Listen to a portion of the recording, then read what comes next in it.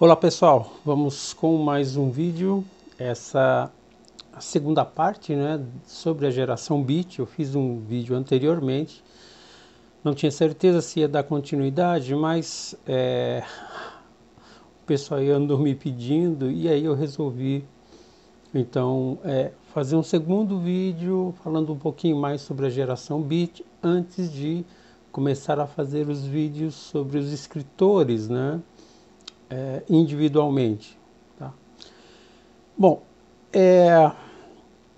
eu falei muito no vídeo anterior sobre o Kerouac, o Ginsberg e o Burroughs, né? E comentei muito por cima sobre alguns outros. Nesse vídeo eu quero dar um pouco mais de ênfase nesses outros escritores e poetas da geração Beat, que não é tanto conhecido como Kerouac, como um Ginsberg ou como um Burroughs, mas que são muito importantes também, né? E eles têm obras assim fundamentais dentro da geração Beat também. Né? Bom, então outros beats que fizeram parte do movimento, né? Que na verdade a gente fala movimento, mas não foi bem um movimento, né? Na verdade foi um grupo de poetas, escritores talentosos, eram mentes livres, né? De livre pensar que se juntaram e trocaram ideias, informações e se ajudaram, né, para que pudessem publicar as suas obras e colocar as suas ideias em suas obras. Né? Bom, um dos poetas importantes foi o Gregory Corso, que ele nasceu na Greenwich Village, em Nova York, em 1930, de família extremamente pobre. Ele passou boa parte da infância em reformatórios e orfanatos. Ele chegou a ser adotado por várias famílias, né? O Gregory Corso, ele era do tipo encrenqueiro, assim, sem destino, nunca tinha endereço fixo, sempre sem documento, sem dinheiro. Ele viveu perambulando, né, pelos Estados Unidos, né? Ele escreveu The Vestal Lady, 1955, escreveu Gasoline, 1958, e The Happy Birthday of Death, de 1960, entre outros livros. Né? Sobre o Gregory Corso, o próprio Kerouac escreveu o seguinte, abre aspas: considero Gregory Corso e Allen Ginsberg os dois melhores poetas da América. Corso é um garoto durão nascido no Lower West Side, que cresceu como um anjo acima dos telhados e canta canções italianas tão lindas quanto Caruso ou Sinatra, só que com palavras de sua alma renascentista. Fecha aspas. Um dos versos que eu mais gosto do Gregory Corso é: ficar parado numa esquina esperando ninguém é poder. Eu gosto muito dessa frase dele.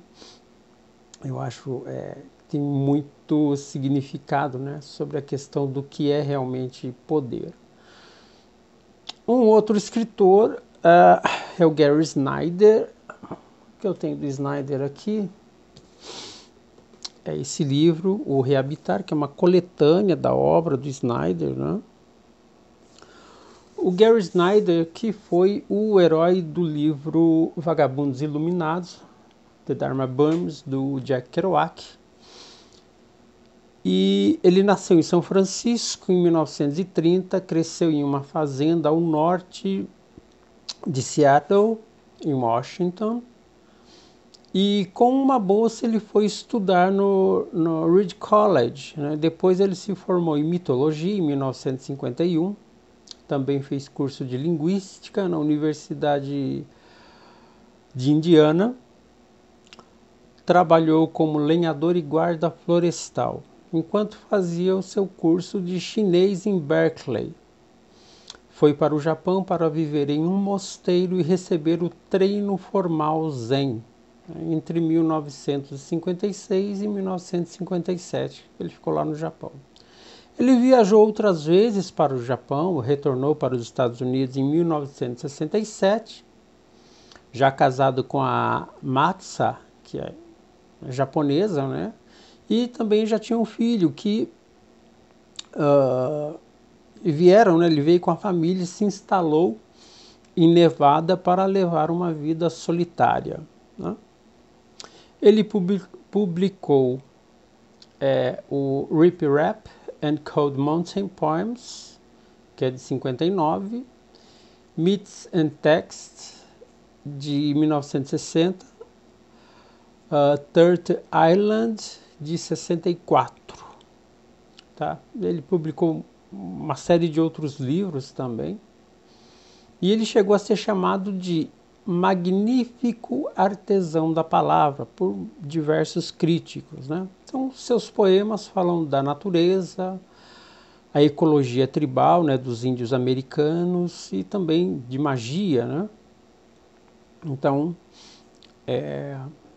isso é um pouco aí da obra do Gary Snyder, né? Depois o Michael McClure, que nasceu em Marysville, no Kansas, em 20 de outubro de 1932. Ele viveu parte de sua vida em Seattle, onde se interessa por biologia. Em 1955 participa do recital de poesia na Six Gallery. Ele se torna amigo do Bob Dylan e o acompanha em shows nos meados de 1960. Também foi amigo do Jim Morrison, né? Fez parceria com o Ray Manzarek, que era o tecladista do The Doors também. E foi uma parceria assim, que atravessou as décadas, né? Em 1975, Michael McClure ele presenteia o poeta brasileiro Roberto Piva com um exemplar do seu livro de poema chamado Jaguar Skies, autografado por ele, né? O próximo livro do Piva, nessa época, né, chamado Abra os Olhos e Diga A, apresenta a influência que sofreu principalmente na estrutura poética, que é uma das marcas registradas de Michael McClure. McClure, ele sempre usou muito a caixa alta, né? Aquele modo de escrever assim bem destacado em caixa alta, textos bem centralizados. Então isso faz parte da estrutura, da forma estrutural dos seus poemas, né? De boa parte dos seus poemas. E o Roberto Piva, através desse livro, né, que ele ganhou de presente, ele acaba sofrendo também essa influência, pelo menos na estrutura do poema, né? Acaba sofrendo a influência aí do Michael McClure. O McClure ele aparece no show de despedida do The Band, recitando um trecho dos contos de Canterbury, do Geoffrey Chaucer, né, que ele recita o trecho dessa obra, né, no inglês arcaico.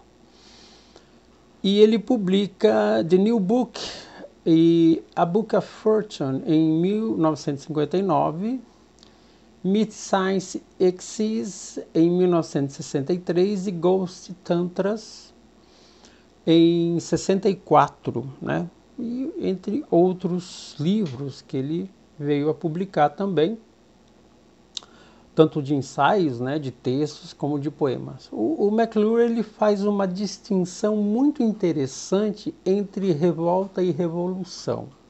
Ele diz que a revolta é um processo interno, né? A revolta, por ser um processo interno, ele também considera como um processo biológico.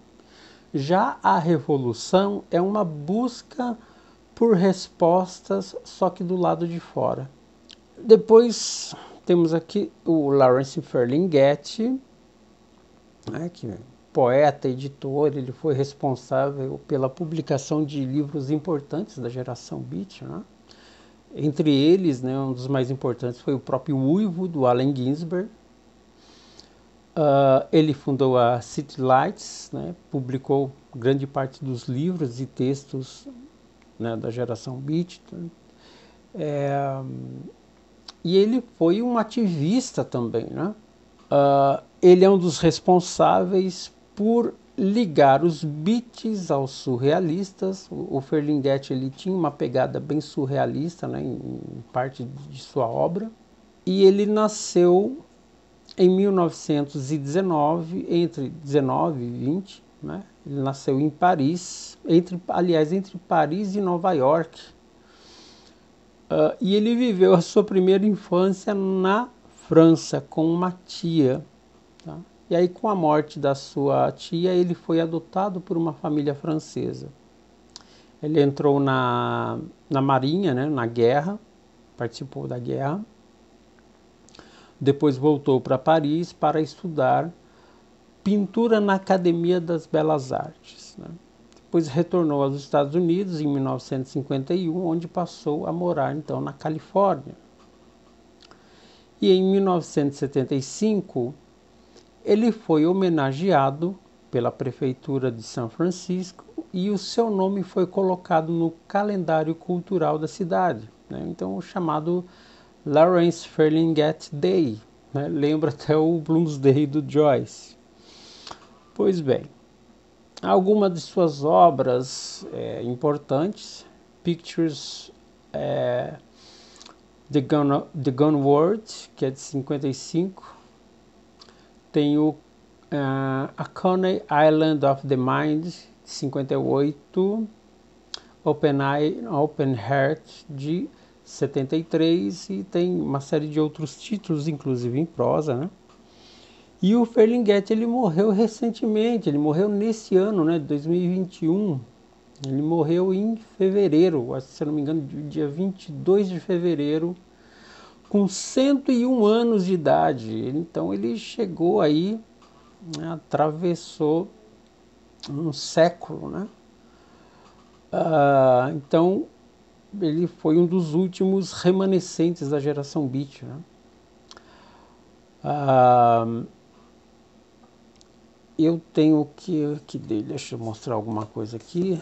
Aqui, um parque de diversões da cabeça, que é sensacional.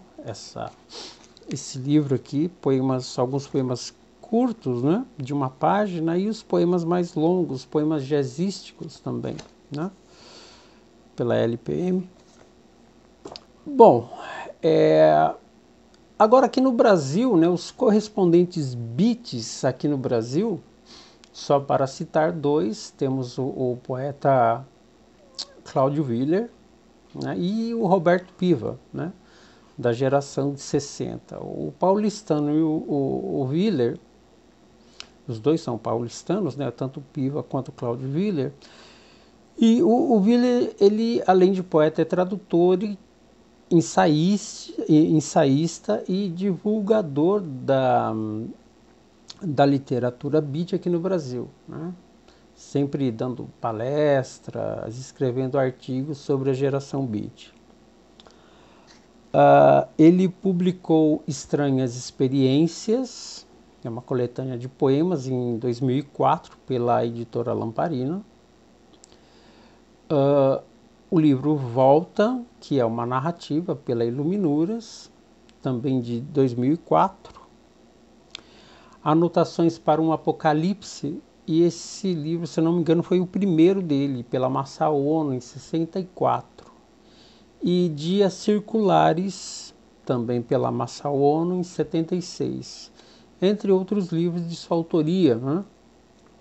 Ele ainda está ativo entre nós aí, sempre com palestras, cursos, e de tempos em tempos ele publica alguma coisa, né? Está sempre escrevendo, pelo menos artigos, né? Sempre escrevendo algumas coisas que ele escreveu sobre a geração beat, aqui pela LPM, a geração beat, que é um livrinho assim de introdução, né? De algumas curiosidades. Tem esse que eu gosto bastante também, da autoria do Willer.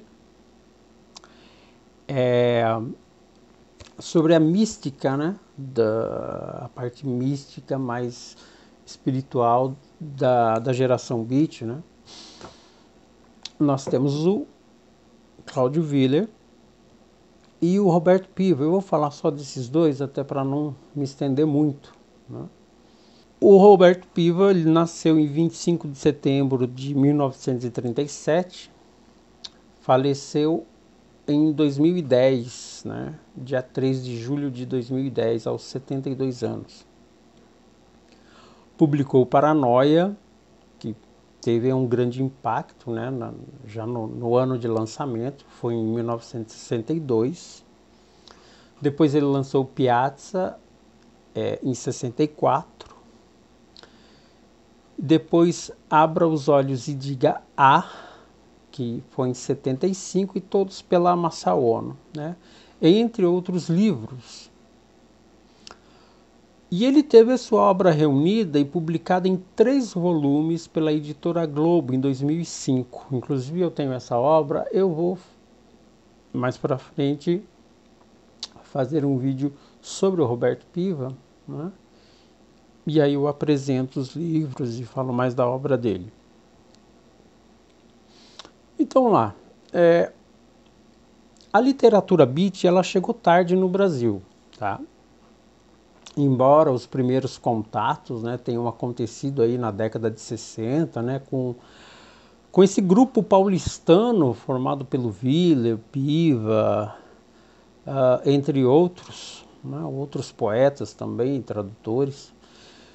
E as publicações da geração beat começaram a surgir só na década de 80, né, debaixo de muita crítica e má interpretação e má compreensão do que foi a geração beat. Então, além de chegar atrasado, chegou debaixo de crítica e de um certo desprezo, vamos dizer assim, né? Com um certo desdém. Um dos críticos com voz mais ativa foi o Paulo Leminski, né? Que declarou o seguinte, abre aspas: a poesia beat, pela própria natureza da sua proposta, não poderia produzir teóricos nem ensaístas, e seu alcance e abrangência intelectual é, necessariamente, menor do que o da poesia concreta brasileira, sua contemporânea. Fecha aspas. Então o Leminski, ele, né, puxa aqui a sardinha para o lado da poesia concreta, da qual ele bebeu muito, né, foi uma das suas fontes de influência, dizendo que a poesia concreta, o movimento concretista, foi muito mais relevante do que a geração beat, do que a literatura produzida pela geração beat. E ele diz, né, também que o valor da geração beat é um valor mais social, né, de fenômeno social, cultural, que ficou limitado pela época, mas nem tanto pelo valor literário, né? Então, o Leminski, ele é apenas um exemplo da crítica que plantou, então, essa ideia da literatura beat ser manchada com uma caricatura, né, de escritores ingênuos e cuja importância não ultrapassa, então, o plano social, né? Então, criou-se essa imagem de que a geração beat, ela só teria a importância comportamental, de pouco valor literário, como eu falei, mas que a sua influência estava mais ali no meio cultural da época e depois com a contracultura e assim por diante. Poetas como Allen Ginsberg eram verdadeiros artesãos da palavra, né? Então, antes de Allen Ginsberg se aventurar com Uivo, né, e outros poemas, ele já dominava a métrica e a rima, ele já escrevia uma poesia mais formal, conhecendo já essa estrutura formal, e aí só depois que ele veio, então, com uma linguagem própria, com uma nova proposta de poesia. Mas ele já tinha domínio, né, dessas formas da métrica, da rima, né, dessas formas tradicionais. né? E o que acontece é o seguinte, né? Hoje em dia, principalmente isso com o modernismo, né? E isso veio se arrastando e hoje em dia está uma bagunça, né? Parece que tudo virou poesia. O que acontece é o seguinte, existe uma regra, pelo menos na pintura, nas artes plásticas, na pintura, que assim, você pode experimentar desde que você tenha o domínio da forma. Tá? Então você pode desenhar uma mulher com um nariz torto, com o olho todo, né, com o rosto todo torto, né? Mas antes você tem que saber desenhar ela com perfeição, né? Com o formato mesmo. Tá? Sabendo, dominando a forma, então você pode experimentar e fazer as abstrações. Né? O Picasso mesmo, ele era um desenhista exímio, né? Ele tinha um talento enorme, ele tinha um domínio enorme das formas tradicionais. E aí, dominando a forma, ele pôde então fazer as experimentações, né?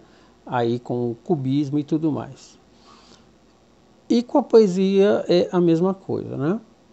De forma geral, os beats, eles foram leitores profundos e pesquisadores de grandes obras e grandes autores, né? Além de dominarem técnicas de escrita. Então aquela imagem de que eles não sabiam escrever, escreviam assim, né, de um jeito, de qualquer jeito e pronto, não é bem isso, né? Na realidade eles tinham conhecimento de técnica, conhecimento de escolas literárias, de grandes autores, né, através de pesquisas, de leitura, de trocas de conhecimento entre eles. E isso acabou dando autoridade para que eles propusessem um modo diferente de escrever, né?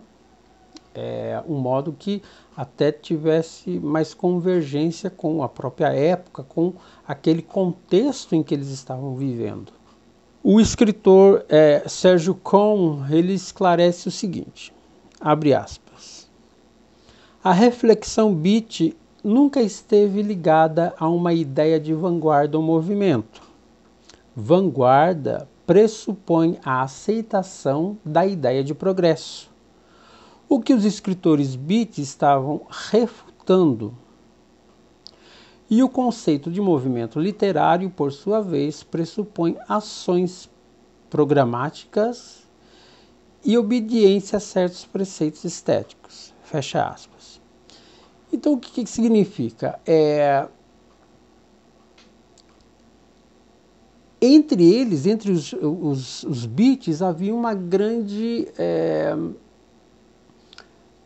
multiplicidade estilísticos, né? Cada um tem um estilo diferente do outro. Era muito particular, não era um movimento em que todo mundo escrevia de determinada forma e essa forma seria então a imagem do movimento, né? A proposta do movimento. Não, cada um tinha o seu jeito de escrever, a sua experiência pessoal. Então, de fato, nem vanguarda e nem movimento, né? O correto nem seria chamar de movimento beat ou tratá-los como vanguarda, mas, de fato, é um encontro de poetas e escritores de muito talento que buscavam o livre pensar e as experiências vividas dia a dia, envoltos em uma espiritualidade e religiosidade muito pessoal, até certo ponto transgressora. E aí aquilo, né? O que é que nos atrai tanto na geração beat? Por que a geração beat ainda continua atraindo muitos jovens, né? Ou dito de outra forma, por que os belos e malditos nos atraem tanto, né? Então aí pode pegar da mesma linhagem de grandes rebeldes modernos, né? Desde William Blake, Verlaine, Rimbaud, Walt Whitman, depois Joyce, o Antonin Artaud e tantos outros, né, poetas, escritores, né, poetas e escritores beatniks, né, que transformaram as suas vidas conturbadas em expressão artística, né, independente do que você pode achar da postura de cada beat ou mesmo da obra de cada um, o fato é que todos foram honestos em suas obras e em suas vidas, né? Com tudo que havia de melhor e pior em cada um deles. Então, essa honestidade na hora de escrever é que é um ponto que eu vejo de muito valor dentro da literatura beat, né? Essa busca pela espontaneidade também, né? Então, e isso acaba trazendo essa honestidade que eu vejo que acaba caracterizando muito, né, o escritor ou o poeta, né? Quando você vê que ele é honesto naquilo que ele faz. Então, o contexto da época, né, os Estados Unidos em plena era macartista, né, no auge da Guerra Fria. Então, o senador Joseph McCarthy, em sua guerra contra o comunismo, né, acabou associando todo tipo de modo de vida alternativo que não representasse o American Way of Life, que não tinha que não fizesse parte desse sistema, desse modo de viver. Para o McCarthy, então, era comunismo, era meio que preto no branco. Ou você vivia da maneira americana de ser, né, essa ideia do American Way of Life, ou então você era um comunista, né? O que acaba envolvendo uma série de confusões, né? Só para citar uma delas, né? Por exemplo, o Karl Marx, em seu projeto comunista, ele descartou, por exemplo, os mendigos, os viciados, os homossexuais, os marginais de forma geral, como inúteis para a revolução. Então, a revolução de classes, né, que o Marx sempre pontuou, esse grupo de pessoas, de marginais que viviam à margem da sociedade, não poderiam participar, não serviriam para a revolução, para fazer a revolução, né? Então a revolução era basicamente algo para os proletários, né? E a partir dos proletários que viriam essa revolução. E essa classe à margem da sociedade foi chamada por Marx de Lumpen, né? Do alemão trapo, andrajo, farrapo, né? Ou seja, na perspectiva marxista, os beats seriam considerados então como pertencentes à classe dos lumpenproletariados, né? Os vadios, vagabundos, desempregados, aventureiros, errantes, os velhacos e assim por diante. Ou seja, os beats, eles renegaram o sonho americano, não porque estavam associados integralmente à ideologia comunista. É claro que houve aqueles, né, muito mais ativos politicamente, ideologicamente, como o próprio Allen Ginsberg, né? E cuja mãe, Naomi Ginsberg, o levava às reuniões do Partido Comunista quando ele ainda era uma criança, né? Porém, assim, para ser mais exato, embora ideologicamente de esquerda, o Ginsberg ele era mais um anarquista, né? O Kerouac, como católico, patriota, ele defendeu a guerra do Vietnã, né? Aí na década de 60. E por mais que ele tenha sofrido e vivenciado o budismo, né?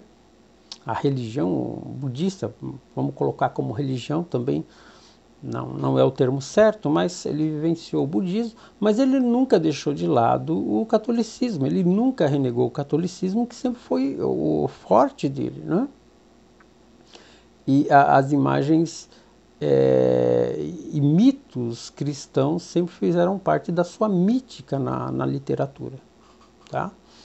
Então, enquanto o Jack Kerouac estava ali apoiando a guerra no Vietnã, o Ginsberg ele se opôs completamente, né, à guerra, ao conflito armado, né. O Ginsberg era o tipo de pacifista. E o Kerouac ele morreu sendo criticado por ter se tornado, então, considerado como um reacionário nos últimos anos de vida.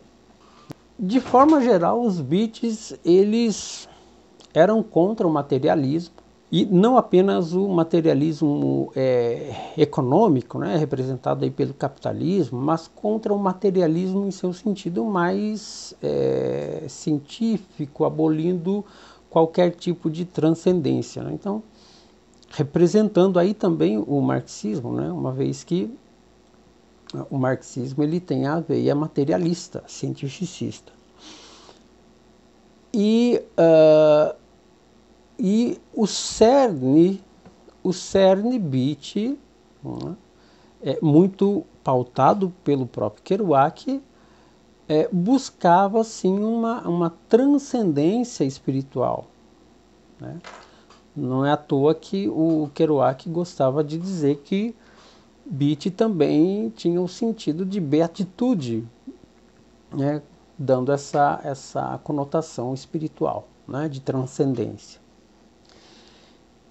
E ainda que eles não estivessem formalmente ligados a uma religião, né, a uma instituição religiosa, ainda que praticassem cada um a sua religião de forma mais pessoal ou de forma até gnóstica, né, os Beats eles buscavam a conexão com o sagrado, tá, de alguma forma. E da mesma forma que William Blake considerava Voltaire e Rousseau como os porta-vozes do racionalismo que o Blake tanto condenava. Essa linhagem espiritual de Blake, ela teve muita influência na geração Beat, principalmente com Allen Ginsberg, né? O Allen Ginsberg considerava o William Blake como um pai espiritual, né? Um mestre espiritual. E então, tamanha é a influência do William Blake na vida do Allen Ginsberg. E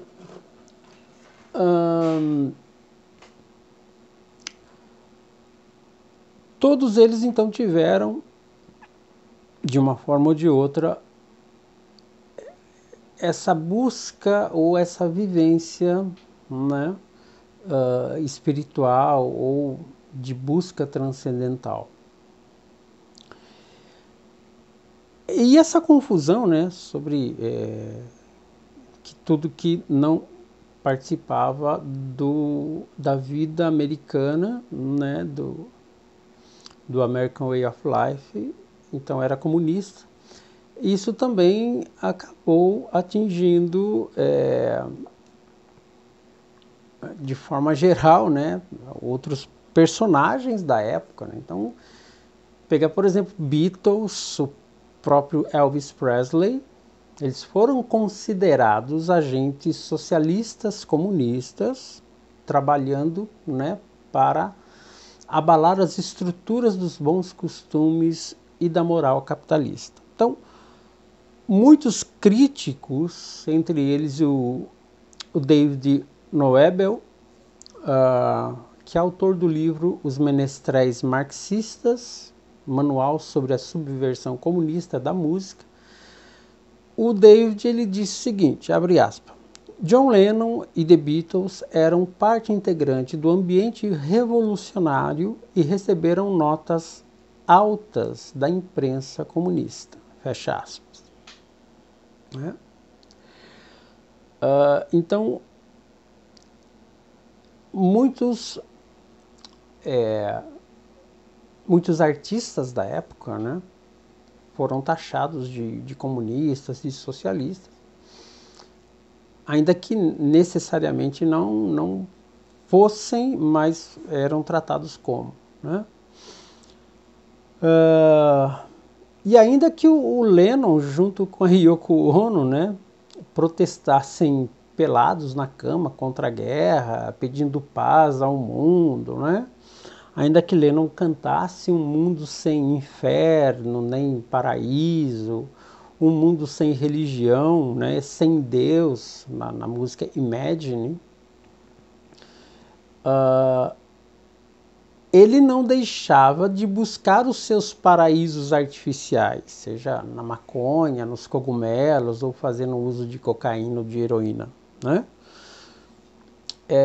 E ele tentou até digerir livros difíceis como Ulisses, do James Joyce, para não embotar a mente, né? E o mesmo John Lennon que cantava Imagine, né? Em que a música, né, e que ele cantava Imagine um mundo sem propriedades, né? Ainda que ele cantasse isso, não era isso que ele vivia, né?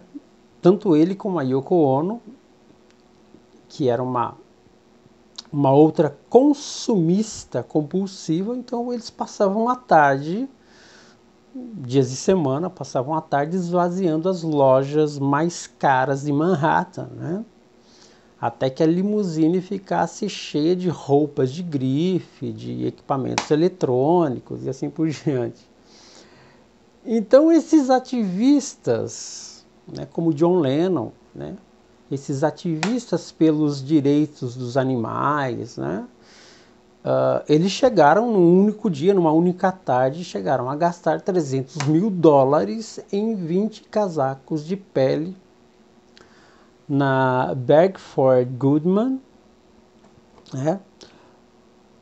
Eles gastaram então essa pequena fortuna em casacos de pele, mas eram ativistas pelos dos direitos dos animais, né?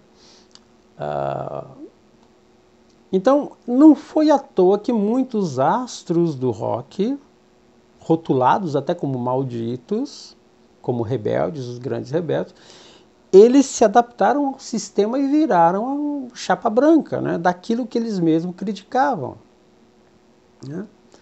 Então, tem Mick Jagger, o David Bowie, né, e muitos outros astros se transformaram em grandes empresários de sucesso, né, ao longo de suas vidas. Se eu não me engano, o Bowie tinha até um banco, né? E então eles souberam administrar muito bem o capital que eles conseguiram ao longo da vida, tá? Tiveram aí as suas propriedades, né? Mesma coisa o Roger Waters, que é socialista, né?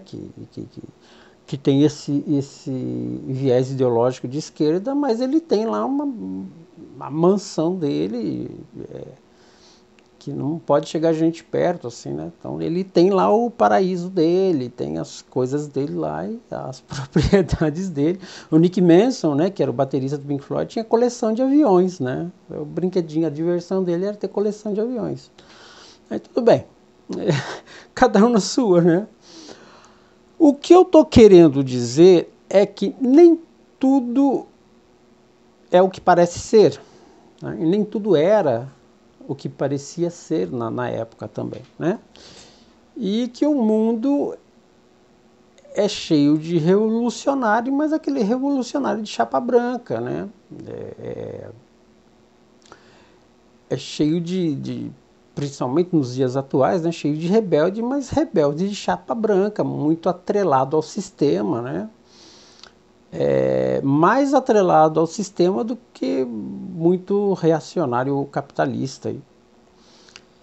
E se considerarmos os hippies e toda a contracultura como uma herança ou extensão daquilo que um dia foi a geração beat, podemos dizer então que os hippies, que chegaram a ser odiados por Kerouac, não passou de mero refúgio da ressaca contracultural do fim dos anos 60 e que no final acabaram por cometer os mesmos erros dos seus pais. Então, quando John Lennon falou, o sonho acabou, vamos cada um voltar para sua casa, vamos trabalhar, vamos seguir a vida. Aí todo mundo, realmente, vamos, né? Não vai ter que mudar o mundo, não dá para mudar o mundo. Não, o mundo é o que é, não tem o que mudar nele, né? Então é fácil entender isso quando olhamos em retrospectiva. Tá? Então, na época do surgimento da geração Beat, a sociedade e a política envolvida era muito mais repressiva, né? No entanto, se pegarmos Kerouac como exemplo, ele nunca quis destruir os valores ocidentais constituídos. Ele queria apenas viver a vida do seu jeito, do seu modo, escrever os seus livros, viajar, encher a cara de vinho barato, né?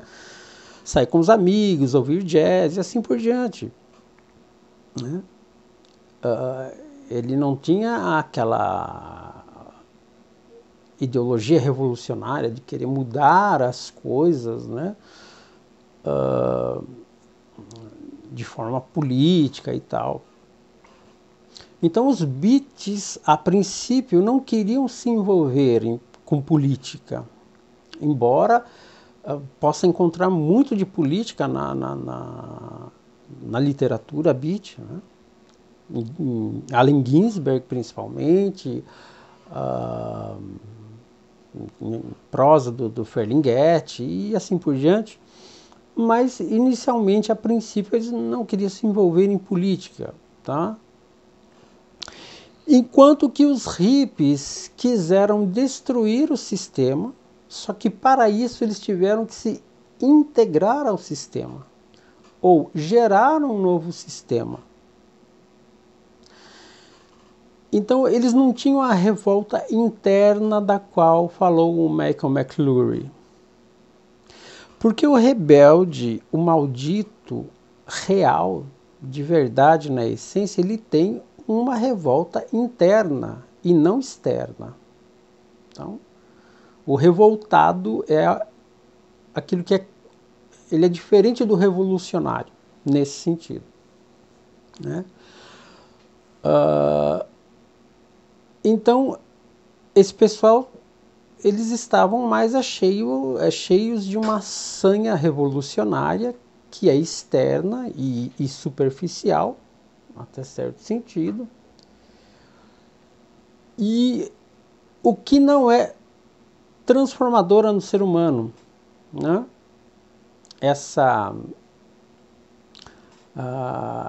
Esse tipo de revolução externa, porque só vai transformar o ser humano naquilo que é interno dele. Então a revolta interna pode transformar o ser humano, mas a rebeldia ou a revolução, né, a sanha revolucionária, ela não vai transformar o ser humano nesse sentido, porque ela está externa, tá? Então acaba apenas iludindo, né, com uma espécie de véu ideológico.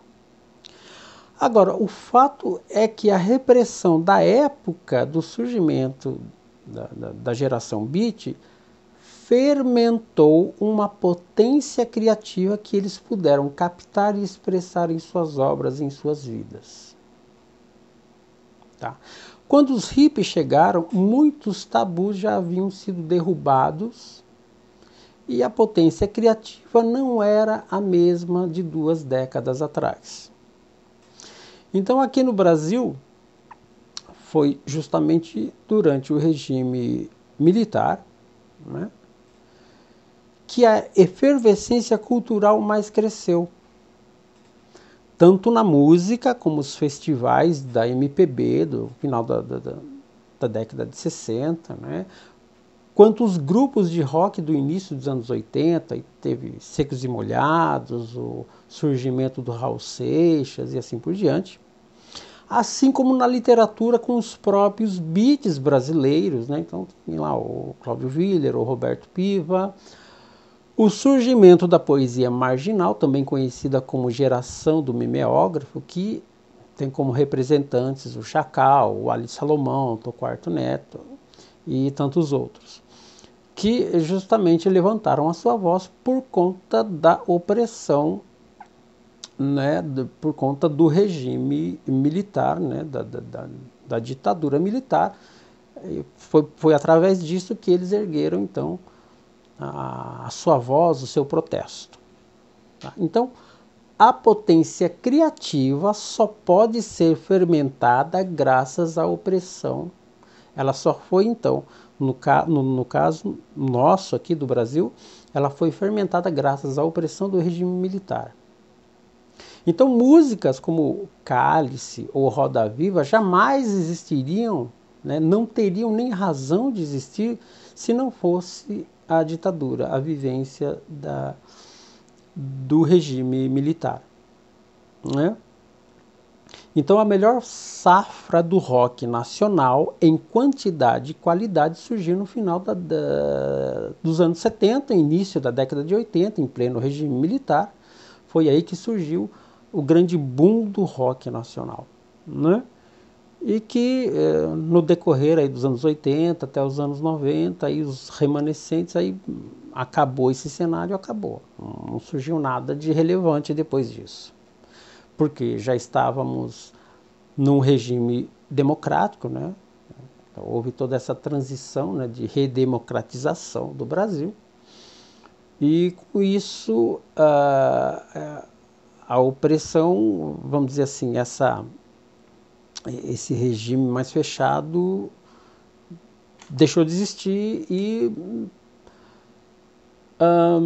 essa potência criativa também acabou não tendo mais o que falar, né? Não tendo como se expressar, né? Ela não teve fermentação. Tá? Eu poderia dizer que o último grito criativo aconteceu com os Mamonas Assassinas, né? Que hoje seriam cancelados pelo ódio do bem. Né?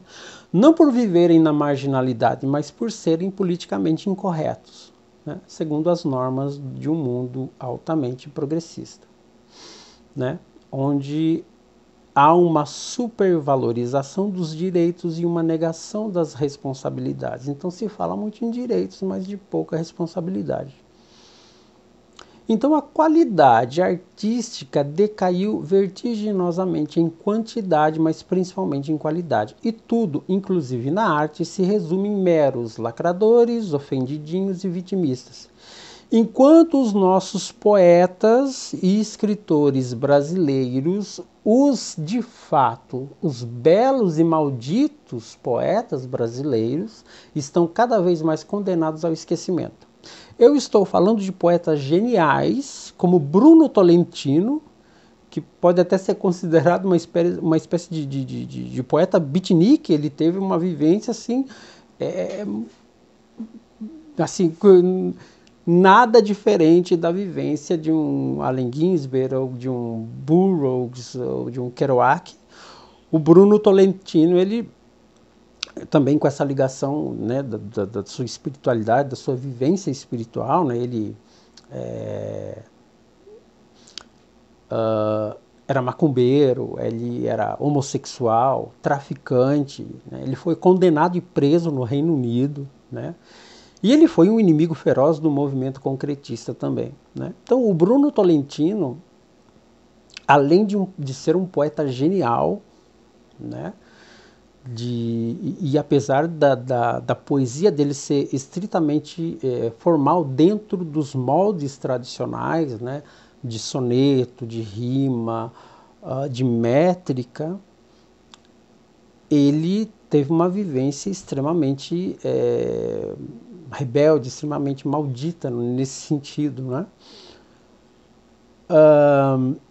Então, o Bruno Tolentino é um poeta que ninguém fala hoje em dia, é pouco falado, né?